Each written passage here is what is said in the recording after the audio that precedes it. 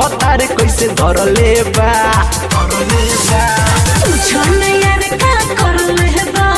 पूछो न यार का करले बा मुसर सैया मरले बा पूछो न यार का करले बा मुसर सैया मरले बा मुसर सैया मरले बा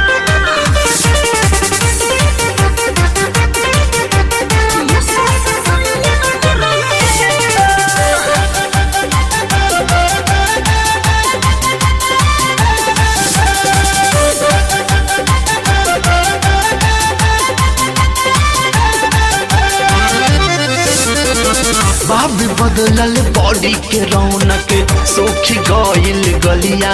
हो दिनो रतिया रहेला लागल पूछो जोनी हलिया हो बाबी बदलल बॉडी के रौनक सोखी गइल गलिया हो दिनो रतिया रहेला लागल पूछो जोनी हलिया हो लगता कि रोज देता बेडोज लगता कि रोज देता बेडोज दिन रात चोरी चरले बा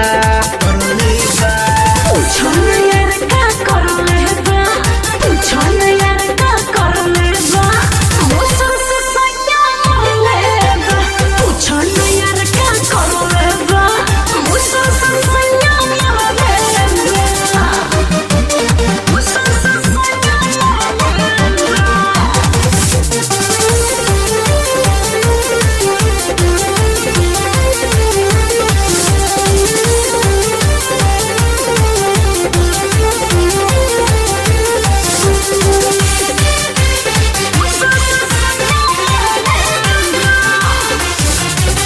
तू तले लुह दुगो सवाद कह के बारे तगड़ा हो सच कही तो हैंडसम तो बाकी टाइट बड़े भतरा हो तू तले लुह दुगो सवाद कह के बारे तगड़ा हो सच कही तो हैंडसम तो बाकी टाइट बड़े भतरा हो बोले लुझे बोली लगता बे गोली बोले लुझे बोली लगता बे गोली रोहित के छतिया फरले बा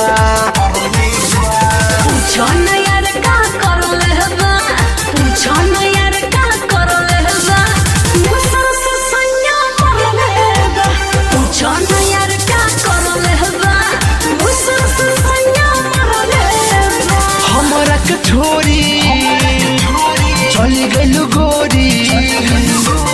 हमरा के छोरी चल गइलु गोरी तो बोला भतार कैसे धरले बा